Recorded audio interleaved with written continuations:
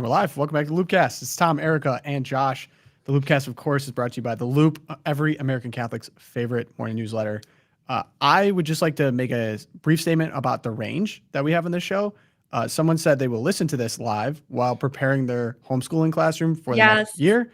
And someone also said they'll be listening to it while playing the video game Helldivers 2, which can any other show claim that both are happening at the same time? And I have no idea what that means. I actually do. No, this is the best part, is because I actually do know what it is. And it's hilarious because people are saying, oh, it's military propaganda. It is a parody. It's kind of like, I forget the movie it was based upon, but yes, it's almost like over the top propaganda. And they're like, haha, look how satirical this is. And everyone's like, oh, wait, actually, this is awesome. And I love it. And then they're like, no, like we were supposed to make you not like it, but you love it.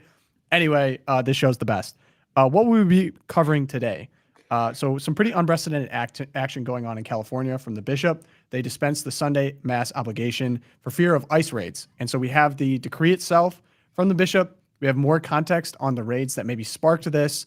And then I actually told my producer to go be a liberal for about a half hour and provide me for the opposite perspective, because we want to test metal and metal here. I think that just makes everything better. That will be going on. We have a new bishop appointed in Washington. Of course, liberals were quick to claim him. That may not be as clear of a picture, but we're going to go through that as well.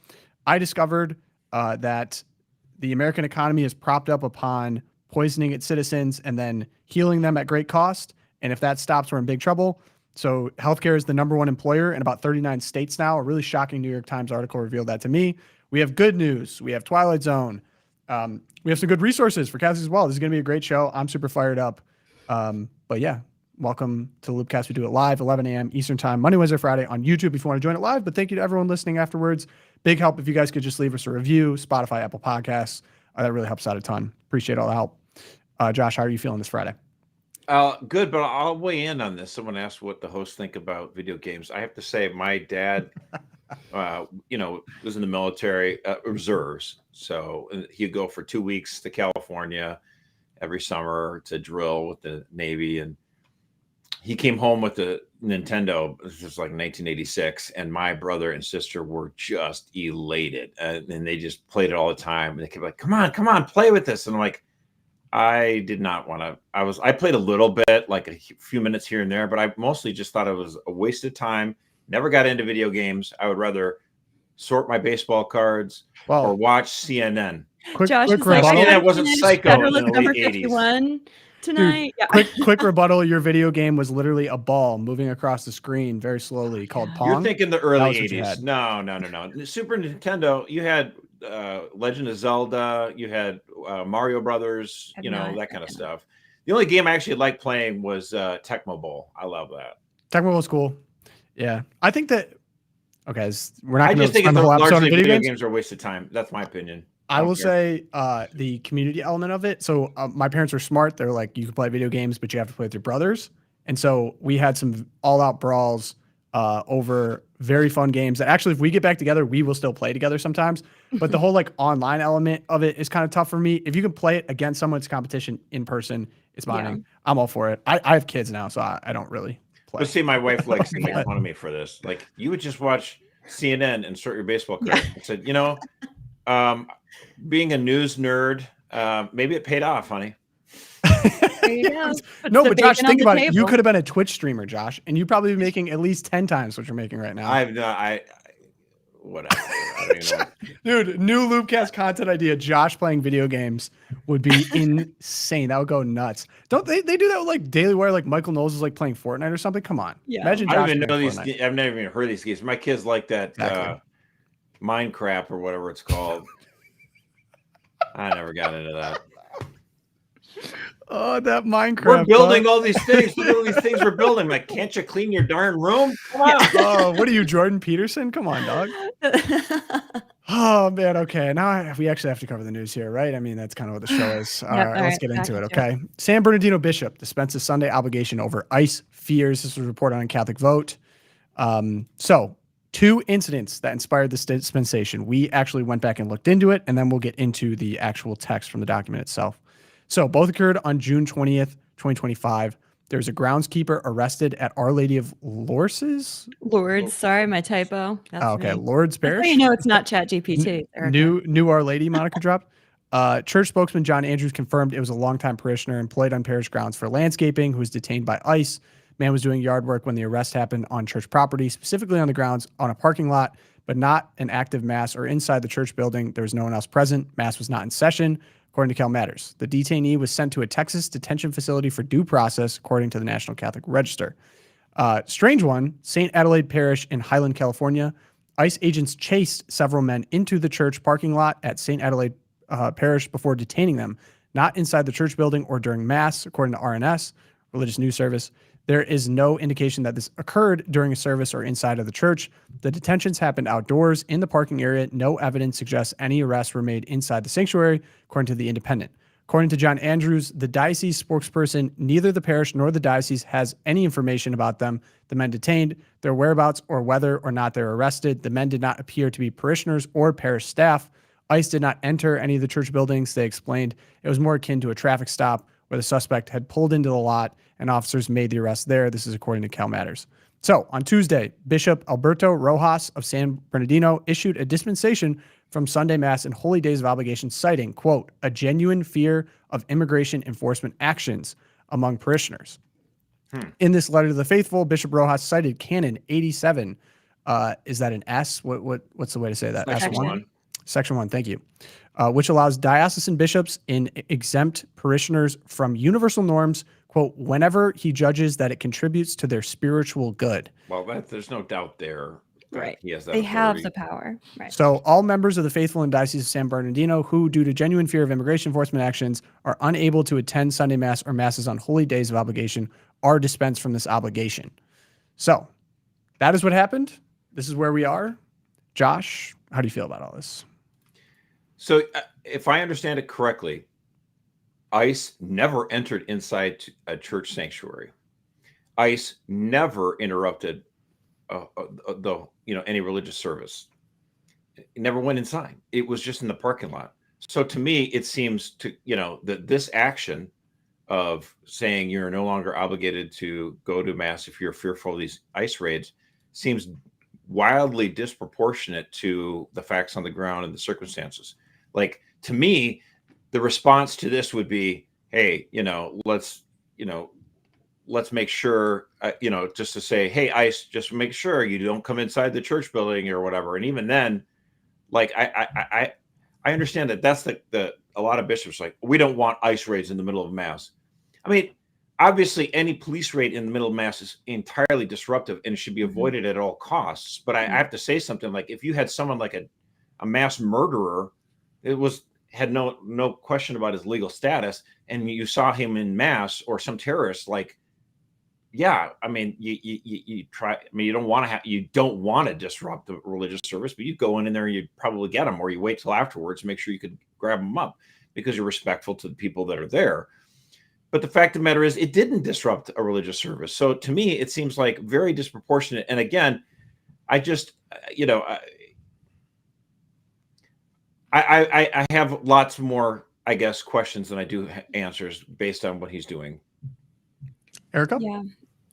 I mean, I agree with Josh. It does just seem disproportionate to go out and make this very public statement, which has attracted the eager attention of all the jackals, right? I mean, the mainstream media is all over this. They are like, look, the Trump administration's actions when it comes to immigration and deportations are preventing people from going to church. Our religious liberty is under attack. I mean, this was like literally what Gavin Newsom tweeted out in response to this. He tweets out Rich Raho quote tweeting him and says, "Oh my gosh, Catholic, look, Gavin Newsom. Yeah, our big Catholic, self-proclaimed Catholic governor of California, Gavin Newsom, becoming suddenly the defender of religious liberty." And it just seems that the bishop's action here played into that so well.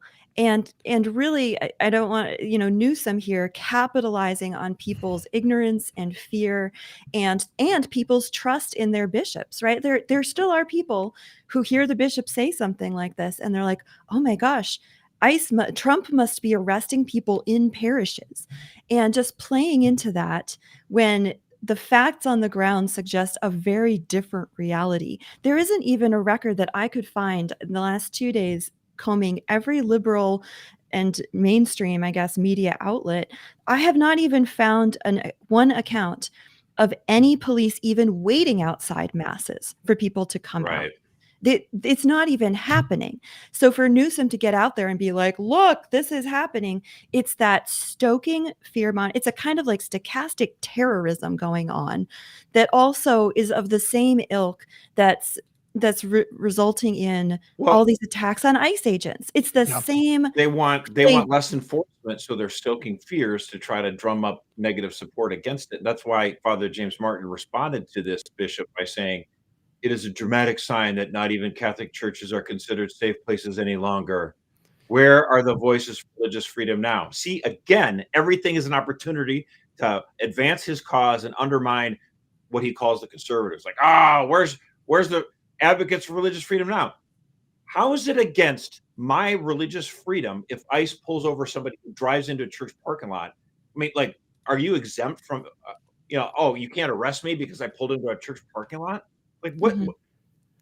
But yet he's silent as Biden was actually crushing my religious freedom. I mean, like, it's an absolute joke, but everything is political for Father James Martin. And unfortunately, some of these bishops are more than willing to play into this and allow Gavin Newsom and the left-wing media to pummel us. And it's like, are you out of your mind?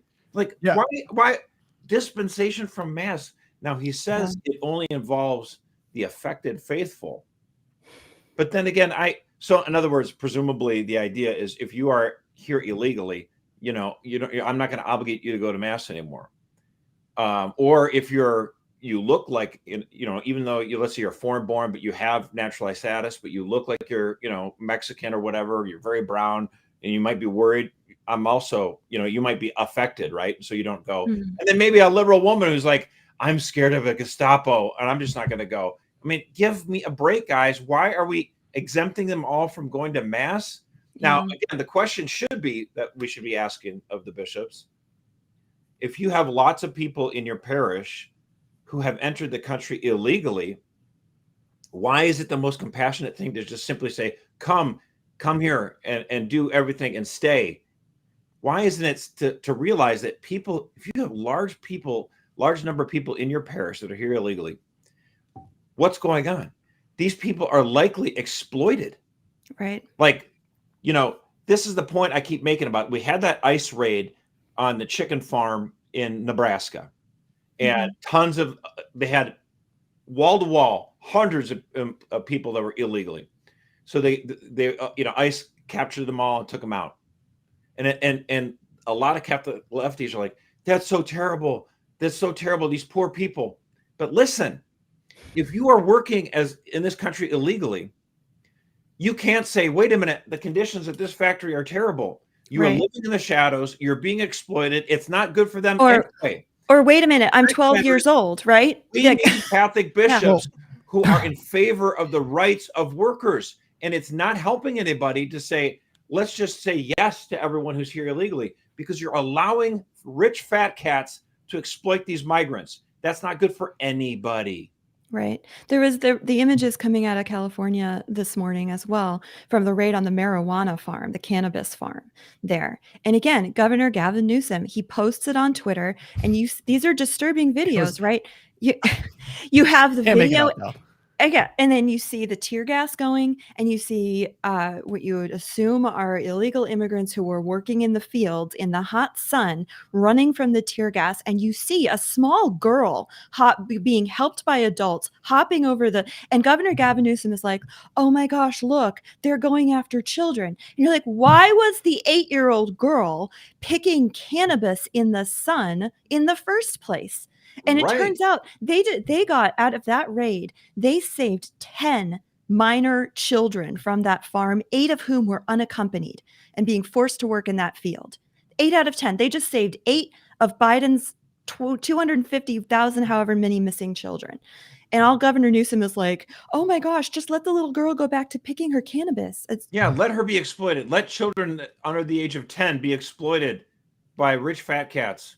Like, this is the thing where the media, left-wing politicians, and unfortunately some people in even our own church think that ICE are the criminals, ICE are the problem. No, they are liberators. Like, this is not good for children to be exploited like this. Yeah. I'm sorry. No. I mean, I agree with all you guys on all this. I just have a few things I want to add, and I'm not going to beat a dead horse on this. This sets a horrible precedent. I will. As a Catholic. The COVID dispensation has done nothing but bleed people from actually receiving the sacrament. People have not returned in many cases. This is backed up statistically all over the place. There are people right now in Africa traveling hours to go to mass under threat of literally being killed by Boko Haram. And those bishops are not dispensing them there. I mean, the point is that, and I'm not going to beat this, but like as a Catholic, really it needs to be legitimate. Now, I just think it sets a really bad precedent. Number two, I see in all of. Oh, and we lose Tom again. There goes Tom. He's back. Nope, no sound, Tom. No sound. He's muted. Okay. What a beautiful thing. I'm going to get back on my little hobby horse and beat it. No, just kidding. There he is. I have something coming today that will fix this, by the way. So for people getting on me about that, I'm also frustrated. Okay. I see this as a big time cooperation problem. Because as you said, if you're a pastor and you knew that you had a lot of people that were here illegally living in fear in your congregation, there's a couple problems here. California and even like politicians going to Washington and the rhetoric that they're using against ICE agents here, not cooperating with the federal government. I looked up the arrests in June by ICE in California. I think they had about 300. 115 of those detainments, people were child traffickers, pedophiles, rapists, murderers. Like these are all just out in society. And we're what? How much farther from when Trump came into office? That's a shocking amount of people that are here illegally that have done insane things that the government of California is protecting. They're not working with ICE to be able to apprehend these people, and they're just free in society. That's a huge miscarriage of justice. Secondly, if you knew that these people were happening, we have beneficial measures to actually relocate you, repatriate you back to your home country with the CBP1 app.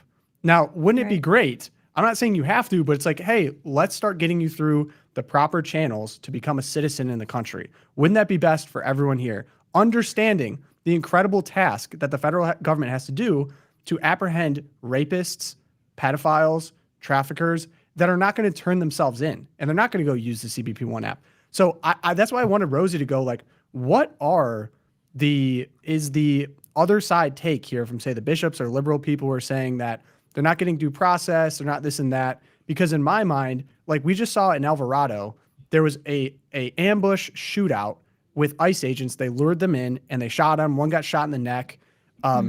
There's a reason why these people have to cover their faces, because they don't want their families to get killed by cartel networks that don't have any accountability to the public.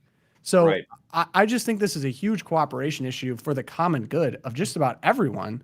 And if we can't live in a country with laws, I mean, we're just going to continue to see the worst kind of evil perpetuated upon people. I'm not saying everyone's like that. And so it'd be nice to get people, as Trump has signaled to, and I'm not actually a huge fan of, but like there are people who've been here for 15 years, 20 years.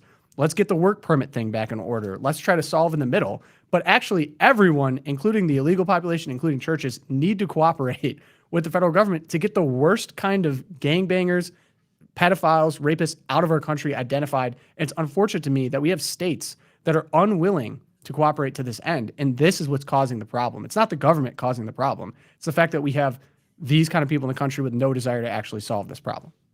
I just want to take an opportunity too, since we're talking about, Catholic teaching and immigration.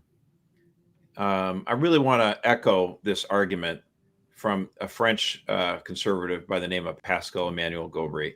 He's one of my favorites to follow.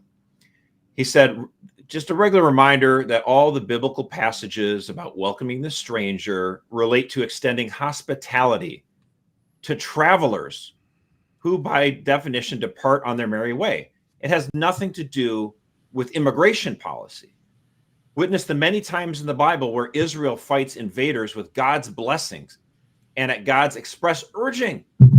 Witness the many times in the Bible where God scolds Israel for allowing strangers to live in Israel, and that this corrupts the people because it brings foreign practices such as polytheism and idol worship. Not that anybody making this argument is intellectually honest or actually interested in understanding God's will through the Bible. Of course not. But he goes, hospitality was a huge deal in the ancient world because because travel was long and arduous and dangerous, and you had to camp out in the middle of nature, and you were very likely to get robbed or killed. It was a huge thing in the ancient culture, in every ancient culture we know of. It's simply absurd to suggest that anyone in the Bible could have written or understood those passages to mean you have to allow large numbers of random strangers to settle in your country indefinitely if they feel like it. And in fact, the Bible on numerous occasions discusses this very possibility. And every single time, God himself says, yeah, this is very bad. Don't do it.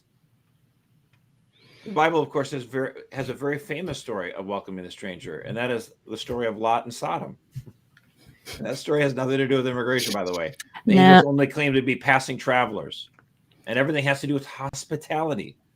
Modern readers are often shocked by one aspect of this story, which is that Lot offers the hostile mob his daughters. But in the ancient story, the honorable person doing over-the-top absurd things in the honor of the law of hospitality is a trope. He goes on and on. You read the Bible, you're not going to get this widespread, like, let's allow hundreds of thousands, millions of people from other countries just to completely come into your own country. I'm sorry. It is just not, it's an abuse. It is abuse of sacred scripture. Yeah, I also don't think super helpful to even bring because we're trying to address a problem here. Anyway. Well, I don't think they're, I think they're, I agree with you in the fact that these are baloney arguments that are used to weaponize the Bible against us to try to prevent us from having common sense border enforcement. But I do think we have to push back at it, and I commend Pascal. Okay. For this. Quickly, and I like to pose this to both you and Erica, Josh. I told Rosie to be a lib for a half hour. I really want to understand what are the major complaints by, say, the bishops or people that are left-leaning on these ICE raids, immigration enforcements by the president, okay? So the first of the major complaints is many of the people deported or detained do not have a criminal record. This is straight from the Diocese of Knoxville. Doing the math on the numbers presented by the ICE release, perhaps as many as 100 of those detained, well undocumented, apparently had no previous criminal issues. This brings into question whether the enforcement activity was principally targeted at those who should have no place in our communities because of their own illegal activity. Basically a due process argument. What would you say to that? Well, again, the policy for the first 5 months or so of this administration is to go for the worst first. They are trying to track down those people who are violent criminals. I always like to say, if you come into our country illegally, you're still a criminal. But I get the idea that someone who comes into this country and then commits assault, rape, or murder, those are the scoundrels that are the first. The worst first. Go after the worst first. However, like in Boston, when they do an ICE raid to track this guy who's a murderer, and then while they're there, they check, the other 4 guys that are in the apartment, and they find out, oh, you're also here illegally, but we don't have any record of you committing a violent crime, so just stay. Sorry. There's a penalty now if you are in the country illegally and you know this other guy you're with is a violent criminal. Sorry, that doesn't you don't get a stay in this country free card. We're pulling you too. So the worst first, but they're not going to not take these other people that are along with them. So they do that. And then there's the next phase was going into these places like the Tyson's chicken farm or whatever it was in Nebraska, where pretty obvious, like it looks like most of the people that are working here are here illegally. So you do a raid on it and double check the status. And oh gosh, turns out like 80% are here illegally. They didn't commit any crime, but it was still a bad thing. The idea here is people need to realize this. Allowing fat cats to import tons of workers illegally and pay them and reward them is undercutting the wages of native-born Americans. This was going to be my good news thing. I'll just say it right now. The fact of the matter is, we've had, since Donald Trump raised his right hand and was sworn in as president on January 20th, we've seen Americans, people born in America with citizenship, 2 million of them have found jobs in just these last 6 months. That's great news.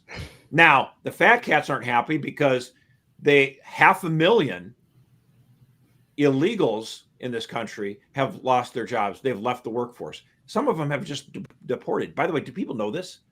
Do you know how many people have self-deported in the last 6 months? Yeah, this came out this week. It's almost 1 million people. Almost 1 million. Wow. They've used, some of them have just left. Some have used the CPB1 app and have gotten $1,000 to go back home. Because the idea is if you get deported, like the people in that chicken farm or factory in Nebraska, if you get deported and they forcibly send you back home, you lose by law. It's not even a Trump thing. By U.S. law, you lose your ability to apply for citizenship because, hey, sorry, you broke the law. And so this is what the Trump administration is telling people. If you want that chance to eventually become a U.S. citizen, get out of here, self-deport back home, and then apply. Then you have a chance. And so the fact is, these people who are, if you use the CPB1 app and self-deport, we'll give you $1,000 and you won't lose your ability. You can still apply later. But if you get deported, sorry. Okay. I think we're all on the same page. The second is on human dignity is what keeps coming up. And I really actually think it's important to address these sign by sign because these are kind of the language, the buzzwords used everywhere. And then it just kind of shuts down any type of debate. Okay. So we went and found it. Gaudium et Spes 27. Furthermore, whatever is opposed to life itself, such as any type of murder, genocide, abortion, euthanasia, willful self-destruction, whatever violates the integrity of the human person, such as mutilation, torments inflicted on the body or mind, attempts to coerce the will itself, whatever insults human dignity, such as subhuman living conditions, arbitrary imprisonment, deportation, slavery, prostitution, the selling of women and children, as well as disgraceful working conditions where men are treated as mere tools for profit rather than as free and responsible persons. All these things and others of their like are infamies indeed. They poison human society and they do more harm to those who practice them than those who suffer from the injury. Moreover, they are supreme dishonor to the Creator. And so, according to a lot of these people, the raids, quote, undermine basic human dignity and family unity. Erica, do you have anything to say back to Gaudium et Spes? Well, that's what Erica said earlier. Yeah. You need to reiterate. I do have. Let me reiterate. So the Gaudium et Spes document here, you have to understand as well the historical context that the bishops were addressing as well. In the 1960s, when this was written during the Second Vatican Council, we were coming off the bloodbath of the 20th century when deportations were happening in cattle cars, not to take people from where they had come illegally, but from their homelands and deporting them to Siberia, to Auschwitz, to Dachau, right? That's the deportations, right? We're looking at the death march in North Korea during the conflict there. We're looking at the forced marches in Vietnam. That's deportation. What they're not using, you can't equivocate that with what is happening when a country has experienced an invasion, which is what happened under Biden by any definition of invasion. Whether people came here, carried forcibly by cartels and human trafficking, whether they came here to seek a better life, whether they came here to just exploit the generosity of the United States, the volume of people who came mean that something has to be done because it was a grave injustice to all of these other things listed.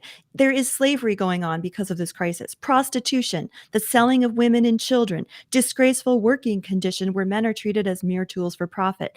That is the open borders. That was the status quo, isn't it? I mean, I feel like it actually funny. That's what I'm saying. We have to turn itself. the shame table around. Totally. The Catholic left likes to assume you are in favor of ICE raids, therefore you're the exploiters and you're the bad people. No, ICE just did, as Erica said, they went onto that marijuana farm and they found out that all these workers were being exploited and they had children that were even unaccompanied minors working in the fields. Like, why are these, why don't they have any parents? Why don't we know who their parents are? Why are they working on a pot farm in 100-degree weather? Like, how is that good?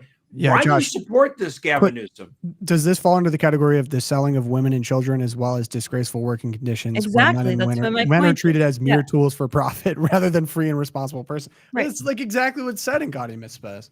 Nice try, Lib Rosie. And I think I want to address, a couple of people in the chat brought up the point that there are instances where ICE overshoots, where they do literally, where Well, they no where agency is perfect. I mean, nothing's perfect, right? But the point is that this is not a case of, oh, you're in favor of deporting people who are here illegally. Oh, you're the just Gestapo. Like, what an insult to people who actually suffered under the Gestapo, who were actually in the cattle cars. That is or for our boys getting shot at. rewriting of history. Like these Right. patriots that are just trying to enforce the law, taking on an incredible responsibility on behalf of the American citizenry public, now risking their lives, risking their families. I don't think it can be said enough how angry this makes me. For these I are gotta tell just you, red-blooded American, a lot of men and women taking the time to really protect their country and are just getting demonized by Yeah. actual politicians that are supposed to be responsible for Americans taking the side of the cartel, people who are not even citizens. It's like, this is America First 1.0. We can't I get have behind to this say where we're there are going. some people I've talked to that were like, "Gosh, I'm kind of worried. The media is going to exploit this. The Catholic left is going to exploit this. They're going to make the ICE be Gestapo, and they're going to say all this stuff, They're and doing those all things. the suburbanite women are going to get scared, and all the public opinion is going to turn around, and it's going to fall, and pretty soon the Trump administration is going to say, oops, this is getting politically unpopular." And I got to tell you something. I 100% disagree with this assessment. I actually do not think that's going to happen. I think the American people on this, they have pretty tough skin. And I think they're, in fact, very open to this. This was Donald Trump's signature issue. He talked about this all the time. There is no mistake. No one could say, I didn't expect Donald Trump to do this when I voted for him. We all knew it. Yeah. This is what he's doing. This is what he's planning on doing. So there, the left, the James Martins of the world, Christopher Hales of the world, they are begging for this opportunity to try to exploit it, and they say, oh my gosh, this is so terrible. They want to invoke Christianity and to try to guilt us. And it's like, no, turn that shame table around. Mhm. It is an act of goodwill to end the exploitation of workers, to prevent young women and children from being pushed hundreds of miles away from their home to be sexually exploited on the trip through the Darien Gap. This is an injustice that we're ending, and we're on the right side of history on this one. Need a Josh TikTok turn that shame table around edit, please. If anyone is a talented editor, I would love to see that. Thank you. That's one of your best quotes. Second one, I want to address this quickly because we got a lot to get to today. So congratulations to Father Thomas Hennon. He's now a bishop of Baker, Oregon. The appointment has caused some controversy online, kind of a similar situation of people hopping on maybe a little bit too quickly, trying to claim. I think we have in the show notes, new gay bishop drops was the exact text here. Here we have Rich Raho. Pope Leo has appointed Father Thomas Hennon, 47, as the Bishop of Baker, Oregon. Hennon was the VG of Davenport and rector of Sacred Heart Cathedral in 2023. The bishop-elect was responsible for working with then Bishop Zinkula on ministry to LGBTQ Catholics. Of course, this was quickly blasted everywhere. Oh my gosh, we have a new LGBTQ-friendly bishop. This is so awesome. Both sides were actually jumping on this. I'm not going to get into the full thing, but even Bishop Strickland quickly jumped on this on the opposite, saying that there's a doctrinal smokescreen, it's a hallmark of the Lavender Mafia. People got all riled up about this pretty quickly. We know some stuff about about this new bishop. Erica, what was the LGBTQ ministry that he was a part of? Yeah, so definitely was not outreach. He was actually someone who brought to Iowa Courage, which is Courage International, is a long-standing ministry for men and women who experience same-sex attraction, who want to find support for living, get it? Official Orthodox Church teaching on chastity. Uh-oh, do I see a quote from Cardinal Robert Sarah on their website? Oh, you do. In fact, Cardinal Robert Sarah is also a massive supporter of Courage International. No. He said, quote, "These men and women testify to the power of grace, the nobility and resilience of the human heart." So Courage International, actually based right here in Connecticut. I had the pleasure of meeting Father Markey, who was the head of it for a long time. I know several of the people who work there. It is an absolutely rock solid ministry. There's also Encourage, which is for family members of same-sex attracted Catholics who also need support. This is exactly the sort of ministry to LGBTQ plus Catholics, which This group doesn't even call them that, Rich. Same-sex Just attraction, fact yeah. check for you. It's same-sex attraction. And yeah, this was a case of overreaction to the headlines that had been crafted by people with a certain agenda to divide the church.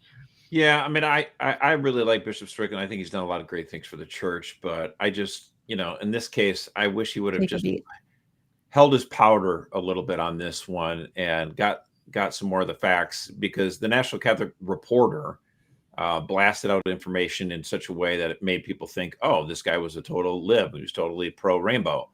And in fact, his work with Courage is commendable, because Courage is a wonderful organization, as Erica said. And so I just, I do recognize so much good that Bishop Strickland has done for the church. But, I just hope that he would use this as this little thing, like, you got to kind of get your finger in the mousetrap on this one. Use this as an opportunity to just discern a little bit and realize, and all of us, actually, everyone, all Catholics should use this as a moment to realize, something, you don't want to just immediately, social media empowers everyone to make a really quick response.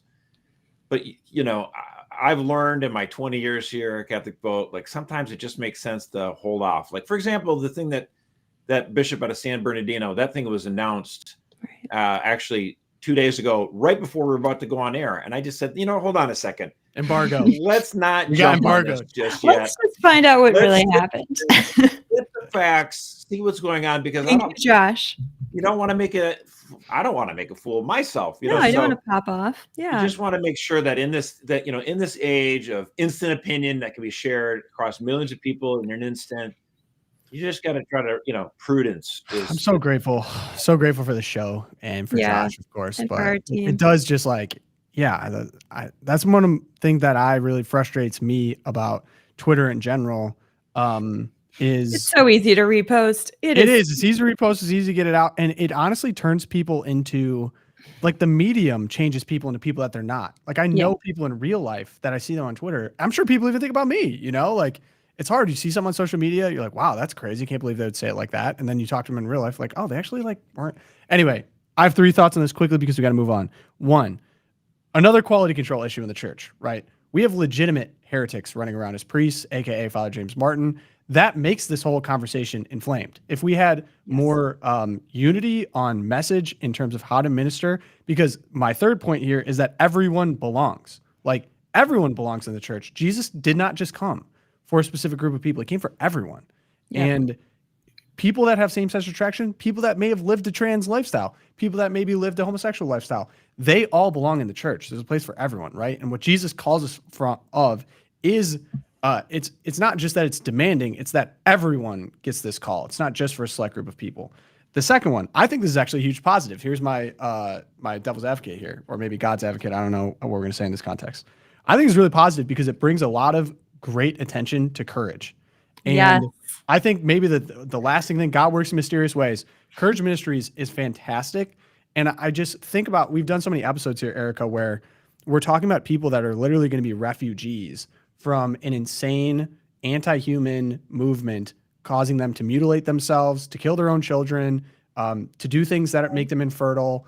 And someone needs to speak to their soul, because that's just the trans end of it. But then, of course, the lifestyle of homosexuality. Well, I said infertile. No, I know, but like the gay lifestyle, especially for gay men, is really just debased. Oh my gosh! Like so again, just suicide rates. Liberating them from that. Right, suicide rates are insanely high for a homosexual lifestyle. It's an anti-human flourishing movement, but it's not the individuals that have been swept up in it that are the problem. We need to bring those people back. And so I'm actually really happy that Courage got a spotlight here. I think that really is the path forward. And I know a lot of people personally in my life.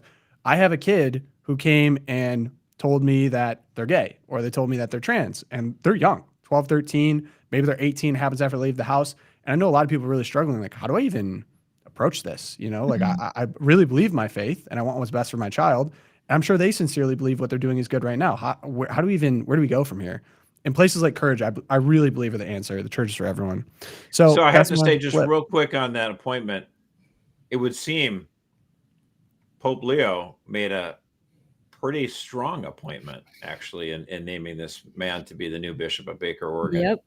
Almost, Especially Oregon, guys. Oregon. someone else said that he actually married their son and daughter-in-law at a during a traditional Latin mass, Using the extraordinary form. So yeah. So I mean, if anything, this new bishop sounds pretty based. Is that what the kids are saying? That's what the kids are saying. Do you think he plays Helldivers? Plays what? What? Helldivers? That's the video game they're talking about today. This bishop's younger than me. Yeah. He's I know. 47. Isn't that crazy? Wait, you're old, Josh. I didn't even know you're that old. Wow, I got a year on him, but Oh, okay. All right. Josh age lore dropped. I didn't know you were actually. I mean, that's the did thing. not It's know like you as you grow up, you're like, okay, suddenly, oh gosh, that baseball player's younger than me. Then pretty soon it's like everyone on the team is younger than me. Then all of a sudden, now there's United States senators who are younger than me. Like, Bishops are younger than me. Only about 4 or 5. Not Now, too yes, I've entered the realm where a bishop is younger than me. I'm like, Dang, you're oh old. boy.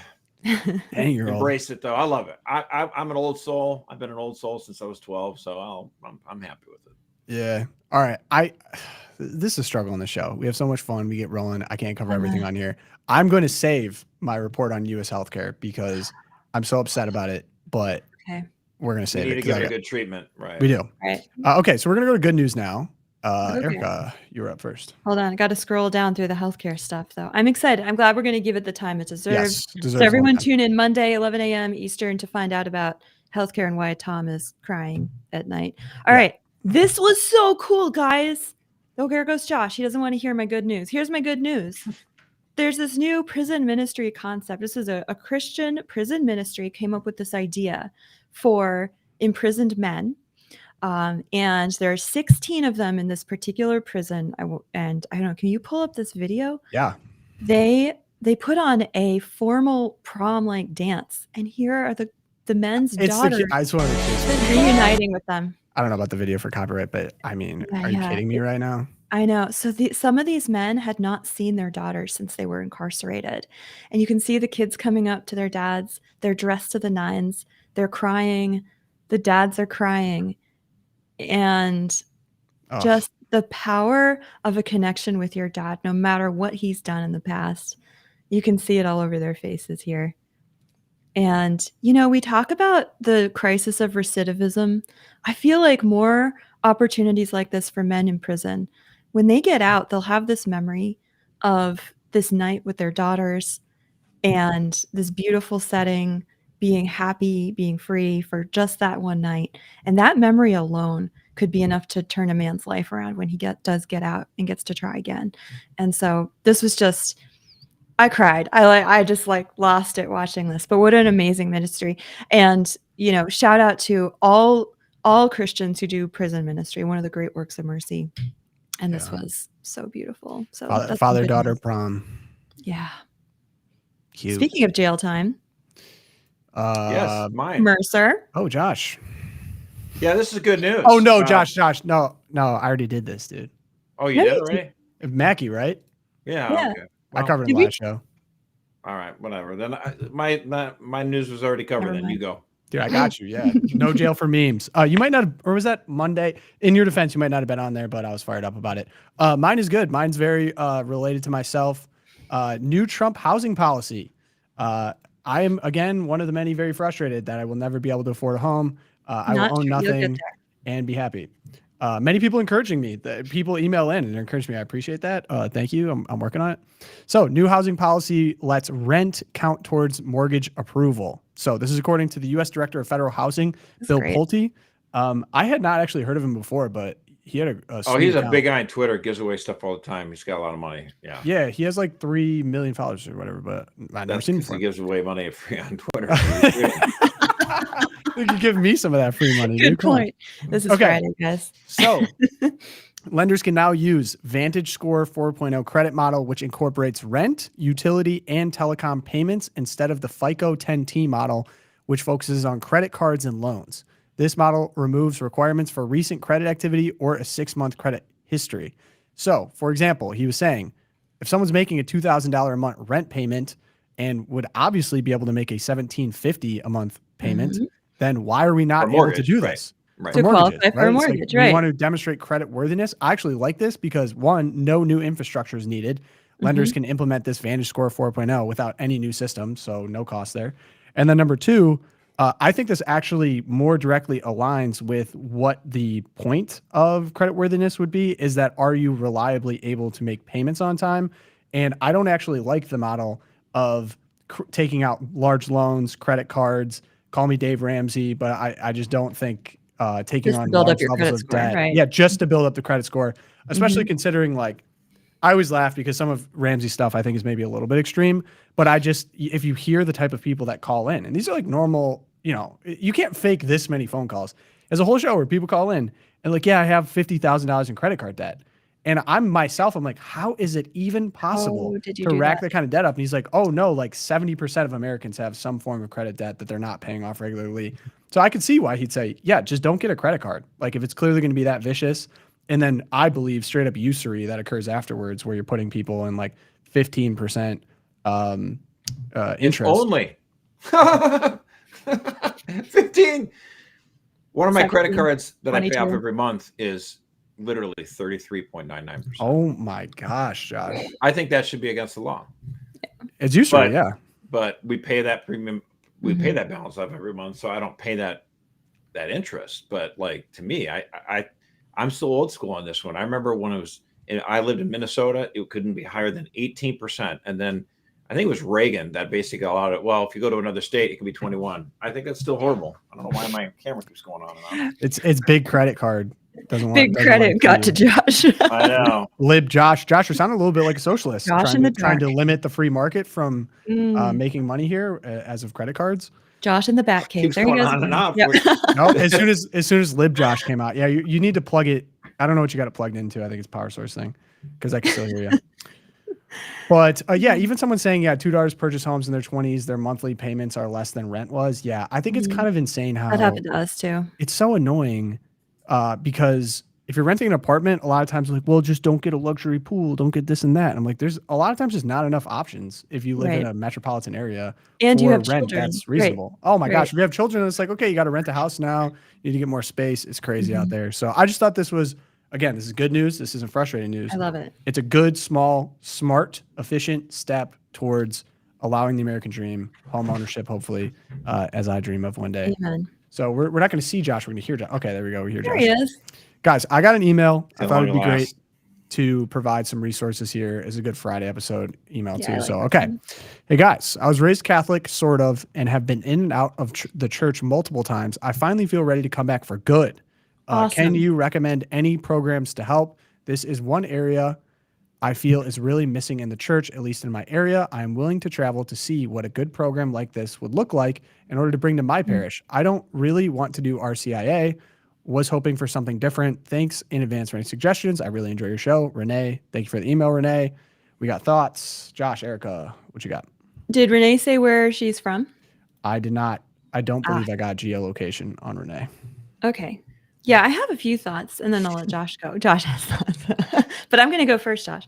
Go ahead. Oh, thank you. So I think the first thing is, OCIA can be super hit or miss in terms of like how much formation you're actually going to get. I would look in your area for groups like Frassati groups for young people. If you're in like the Baltimore area, Cincinnati, here in the Connecticut Northeast, we have Crossroads for Christ. If you're a young adult, find a young adult group that does things like formation in the faith nights. So is there a theology on tap near you? Is there if you live in a university or college town, look for something like the Thomistic Institute, if they have a chapter. So like we have a chapter here at Yale and New Haven. Huge shout out to Thomistic Institute. They're so sick. I know someone that does their videography. They're the best. Yeah. So for like in-person events, I would look around for groups like that. Also, just if you find a parish with solid liturgy and like reverent liturgy, doesn't have to be TLM, but like a reverent Novus Ordo, maybe they sprinkle a little Latin in there sometimes. Maybe some people kneel for communion once in a while. They're likely to have some kind of formation available as well. That's it.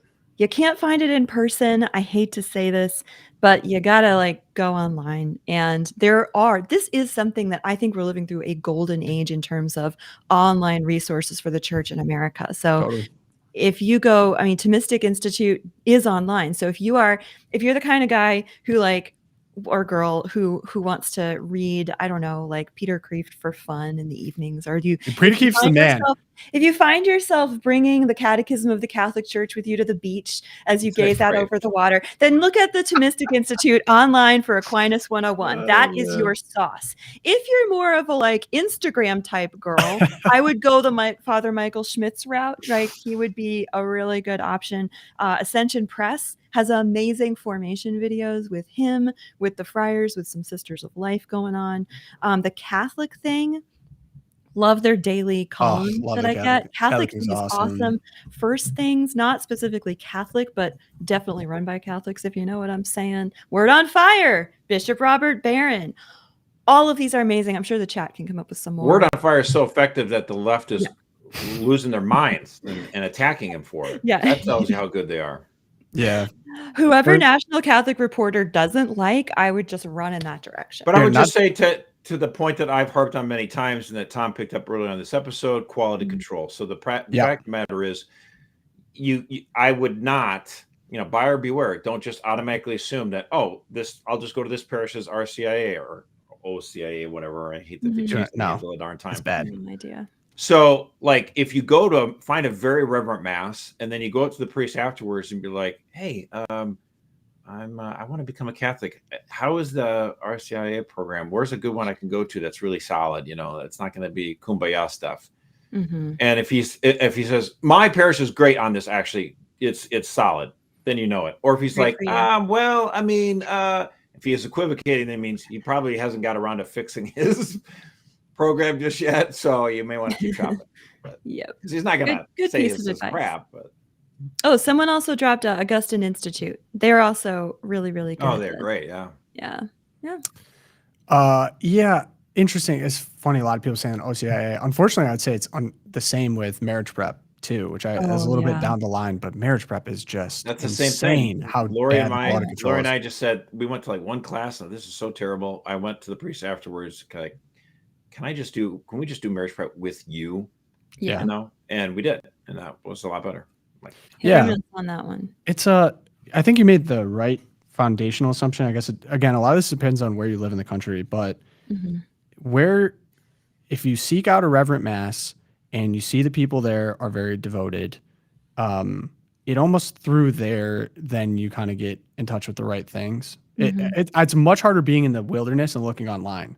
At least for me personally, because for me, like when I moved to Indiana, it did not feel like home until we found a reverent mass with people that it's so funny. Like we go to church and we have about 4 or 5 couples living an absolute parallel life to us. 2 young kids, they're wrestling kids in the back. And like the amount of times that we've been able to talk to our pastor or other people that are experiencing the same things that we're going through, or for the fact that our pastor, he's seen so many people go through the same things that we go through. That is where the rubber hits the road for me. I might just not be, I mean, speaking of Erica's latest deep dive in AI being demonic was unbelievable. It was so good. But I look at you, Erica, and I'm like, your intellect is so impressive to me. And I know that some people have very intellectual conversions to Catholicism. I guess I kind of did, but I feel like kind of a simple guy. Like so much of it is in person, experiencing the sacraments with people, going through the same things. That's not a bad thing, bro. No. That's just where I'm at. The normative. That's good. So I would say the big thing nature is healing kind of stuff, Tom. Touch grass, Tom. That's what we're going to call you. Touch grass, Tom. Touch grass, Tom. We got some groundbreaking ideas. I want to go back to trade school, but keep this job at the same time. So we'll see what content comes from that. But I trade swear, school, Tom. Touch grass, I do this job, and I'm going through all the news, like especially when I was going through the Epstein stuff. I'm just like, I'm throwing it all away. I'm going to trade school. I'm going to be a plumber. I'm never going to have to look at Epstein stuff again. I'm never going to have to debate You'll be the plumber again. on the weekends, That's right. I could moonlight as a plumber. We'll see how that goes. Call me Super Mario. Twilight Zone now. And also comment section. If people have really good things that were helpful to them, I already see people kind of popping off in the comments. And potential, if we have anyone listening from someone that provides these kind of awesome resources, we got partnership opportunities. Like there's nothing more that, because you brought up First Things, Erica. I love First Things. Their articles are so thought provoking and they typically tie it to something relevant. So the idea of being here, like we talk about the news in order to potentially bring you deeper into your faith. At the end of the day, what's most important is a salvation of souls. So what? Speaking of the chat, Jan's offering you a job to work for her brother. This is oh no, Jan, talk to me. Jan, stop. No. Talk to me, Jan. Don't take him from us. Woodworker. Yeah, no, I got a little woodworking gene Jan. in me. My great grandfather, speaking of immigrants, I think is my great grandfather immigrated from Croatia, and they all worked trades. They went to Pittsburgh, and he was a steel fitter, I think. And then my grandpa's brother, blue collar town, man. Exactly. And my grandpa's brother is a master carpenter, and what he is capable of is truly just jaw-dropping, shocking. Like you know what they said about Pittsburgh, Tom? What? It's a drinking town with a football problem. You know what they say about Detroit? Well, they say a lot, don't they? They say a lot about Detroit, but I think I can't remember who's attributed this quote, but it's basically like most cities can get by on their looks. Detroit has to get by on hard work. Yeah. I love dad jokes. This is great. Keep going. I don't even know if it's a dad joke. It's just truth. Okay, Josh, your Twilight Zone is up, even though we can't see you. I know my camera keeps going on and off, so this is fun. It's Friday. Okay, so the Slate is this left-wing magazine, and they put up this little, advice column where it says, "Help! My husband wants his ex-wife as our surrogate. I can't do this."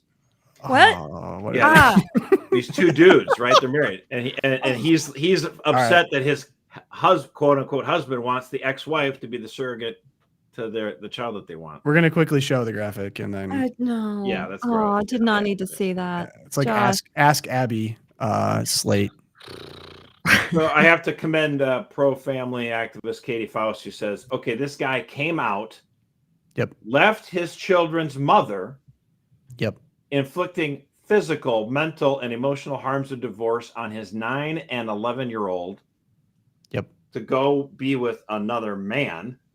Now he wants his ex-wife to help create a baby who will suffer mother hunger, primal wound attachment issues, and identity struggles, just so that these dudes can have a kid."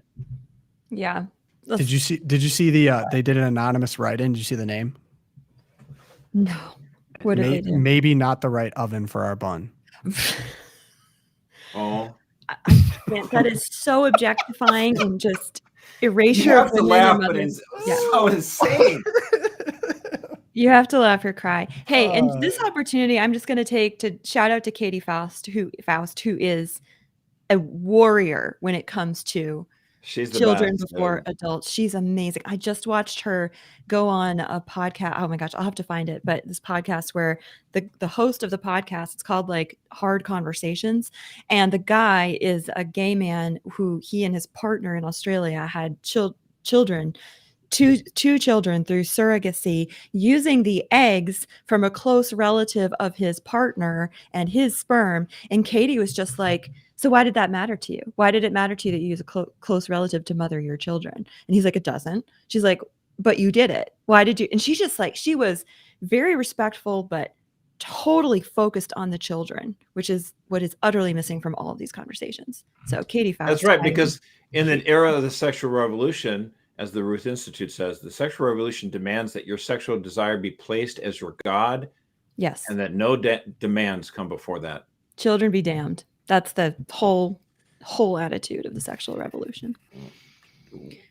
And on that note, I just want to thank real quick my good friend Tom in the chat, who said I never looked better when the camera was off. So thank you, Tom. I was gonna say, if you did, know who that is. Yeah, the chat is talking trash about Josh. Thanks, Tom. Okay. Erica. Okay. Well, mine's not nearly so deep as Josh's, because this little new product caught my eye this morning. We have Trump fragrance. Trump fragrance is here. We got to pull this up though. Oh man, you It's got called this. You're quoting Victory. from the DIE workwear guy. He's the worst. Oh, I don't even know who that is. I just Oh, I saw that got he had a backstory, picture but go for me. ahead. Yeah. Okay. So there, it's called Victory 4547. You can get it for men, you can get it for women. And it's all about this was the Trump Truth Social. It's called Victory because they're all about winning, strength, and success for men and women. Get yourself a bottle and don't forget to get one for your loved ones too. Enjoy, have fun, and keep winning. Go to gettrumpfragrances.com. So for 47, 200 and yep, okay, Victory 47, $250 a bottle. It doesn't say, the description says nothing about what it smells like. It says nothing Doesn't about, matter. does it sparkle when it hits your skin? It doesn't say. It doesn't matter. No, What matters incorrect. is It says it blends rich masculine notes with a refined, lasting finish. With an orange tint, that I'm guessing. that ChatGPT wrote that. That's what every single fragrance out there does. But guys, Trump is just on brand. He continues.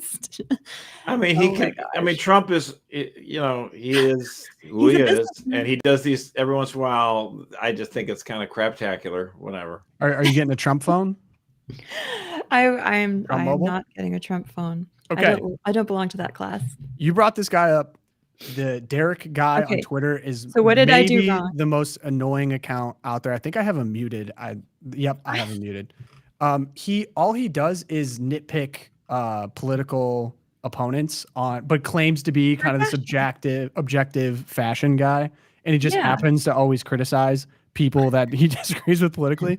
And I think he did something about deportations, and then someone tagged ICE, and then JD Vance commented a meme on top of it. So they're aware that he is here illegally, or that he is potentially an illegal immigrant.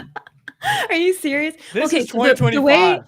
way he came to my attention and why I don't follow him, but I look at whenever it pops up into my feed, Yeah. is because he came to my attention when he did like a 15 post thread on Ben Shapiro and how Ben Shapiro could not dress himself, and he's Yep. like frumpy and he always has, and it was so funny and true. Yep. And then as a result, Ben has actually improved. I don't want to say like cause and effect, positive like bullying. correlation and causation, but I was like, this actually, did something for Ben. But he is one of the most annoying categories of people because he himself doesn't post himself. He just nitpicks everyone else. And once someone did go back and find him, he does not, in my opinion, I wouldn't say he's he can't dress classically, himself. yeah, right, classically Well, what are you gonna dressed. do? It's a living. Anyway. It's a living. Look, there's some people make a living doing that. I'm going to become whatever tradesman advocates hard enough in the chat. We have someone wants me to be an electrician now. We have someone wants me a public plumber. So we'll see. We'll see how it goes. I'll document whatever happens. All right. Mine is less fun, but something that I've experienced and I'm not sure if other people have. So look, I got my beef with the Free Press. They are so good at these kind of articles.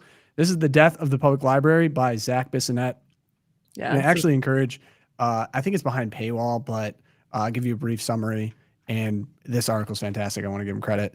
Basically, he goes to a public library in Florida and he moved there. He's all excited. It's on lists as one of the most beautiful public libraries in the country and all excited. And it is just, overwhelmed with marijuana smells, homeless people. There's people in fights. It's speakerphone in public. It's not exactly, it didn't live up to, I think, the expectation of this beautiful library. And I will say for myself, my library, I'm not going to reveal my location exactly, is unbelievable. It has to be one of the nicest libraries in the country. It's just shockingly good.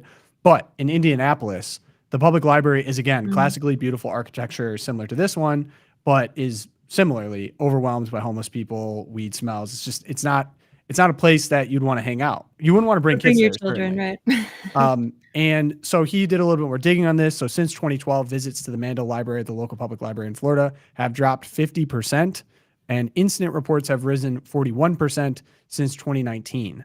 So at the same time, though, you would think, okay, is this just because people are reading less books? And that's actually not the case.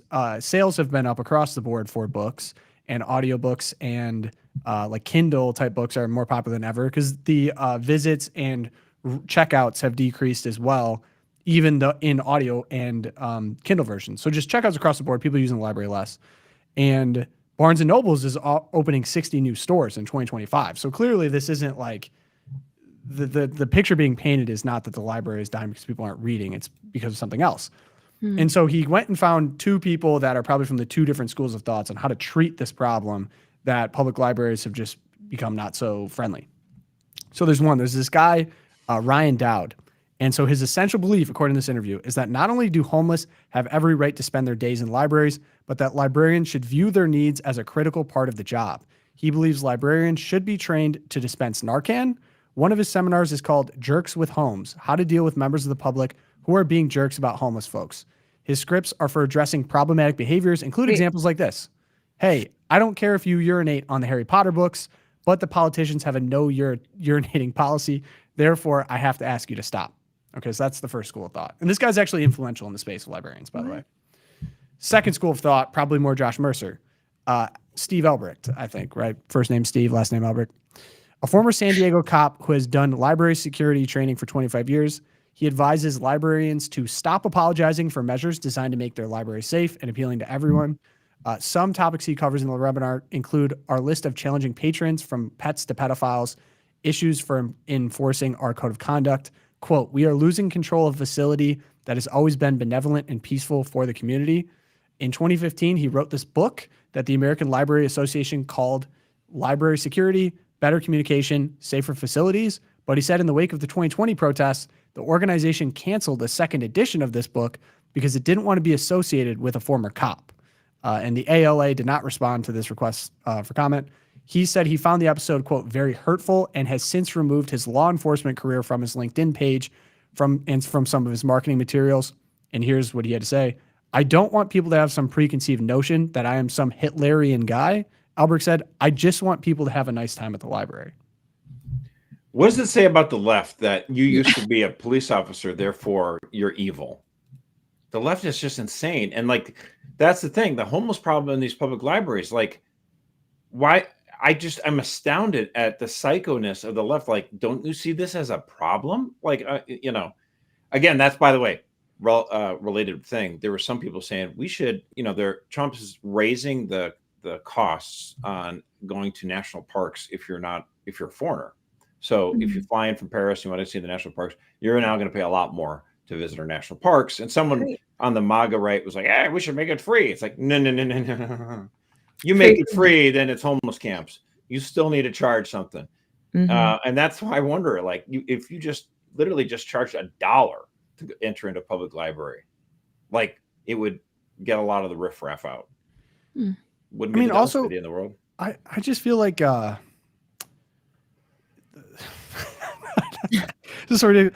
not anti the human dignity of homeless people. I just would prefer that the very extensive tax money that I send to the federal and local governments every year could go towards maybe a more effective use for a place for homeless people to stay. Like, why is it a debate that we have to tell people not to pee on books? They have toilets, people. Yeah, right. I mean, don't bring weapons into the library. That's just like, or dumb. marijuana. Don't look at porn on the library computers. Like, there's nothing liberal. Yeah. That's why I'm like, it just feels like, can someone psychoanalyze this a little bit more? Like, I think the ALA had their conference and their main speaker said that librarians were central for democracy. Like, isn't your job to give people books so they can read and provide a space for everyone? Is it crazy to say? Like, we get back to the basics on that? And your job I wouldn't even want to put librarians in the position of administering Narcan. Like, the role of police is to keep the peace. Not why you go to library school. Well, I do have to say, someone in the chat saying simply reinstitute asylums. I get it, because like, I saw this clip and it was really a sad, tragic thing where there's this homeless guy on the streets, and he was just visibly shaking like this. Yeah. And the point is, all you need to do is get him a home and it'll be fine. Of course, it was sarcastic. It's like, this person has needs beyond. It's not just that he doesn't have a house. It's not just unhoused. This person needs 24-hour care and to be watched. Yeah. Why? But see, we felt guilty. Again, there's so much about a Western civilization, this pent-up guilt that we have. And the problem is the guilt. And when you see these people, oh my gosh, this is the asylums. This is so terrible. Was there abuse? Yes. Could we make it better? Yes. But why is it better to have them living on the street? Like, Right. it doesn't make any sense. But again, the left-wing mind, it's like a cancer in some ways. I wish that the we're going to talk about it next episode, but the healthcare system isn't helping these I people can't either, wait. by the way. I'm gonna percolate on that all weekend. Yeah, Josh. percolate on it, think on it. And I then have the a other thing story, is too. someone said, I'm concerned charging to enter a public library would be a barrier to low-income families that aren't homeless. I completely agree. I just think the point is you live that there. the police should, that I pay. Okay, so this is kind of what's insane about this. Hey, check I out pay the for- book, and on your way out, if you didn't piss on the carpet, you can have your $1 back. Sure, but so I pay for the library, I pay for the librarian, I pay for the cop, and I pay for all these people through my taxes. So it's not even like if I go, I'm not getting charged at the door because I pay for them. It's public good. So they should do their jobs.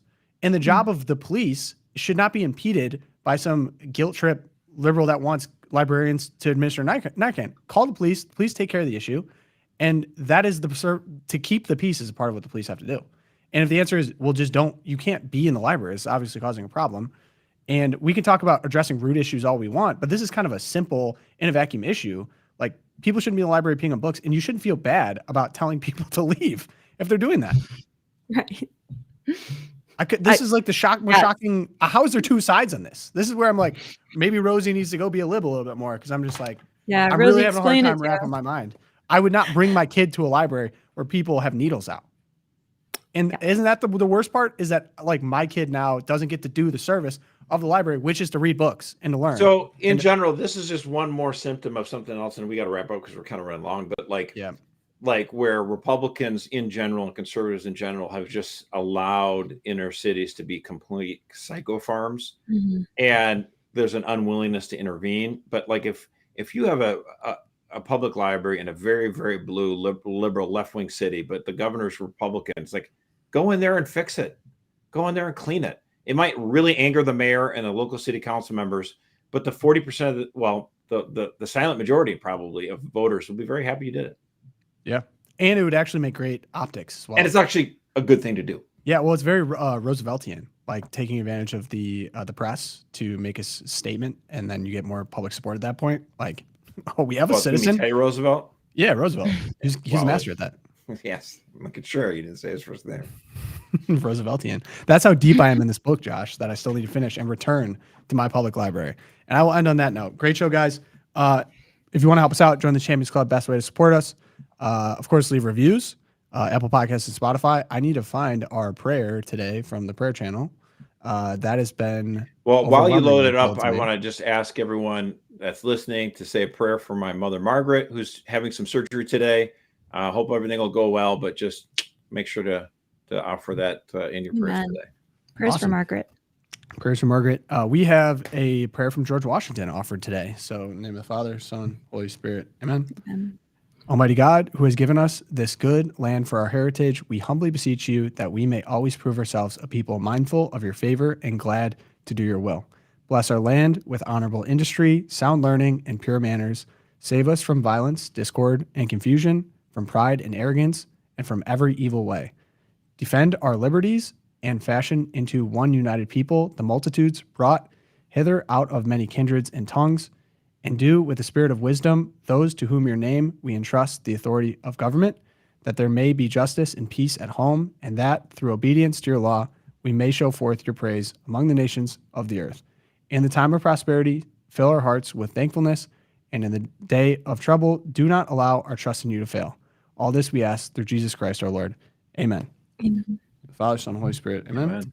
Our Lady of Guadalupe, pray for us. St. Fidelis, pray for us. St. Thomas More, pray for us. We will see you guys ready to rock on Monday. Go check out Erica's video if you want more Loopcast. Are there demons in the AI? Is AI demonic? Right? Question.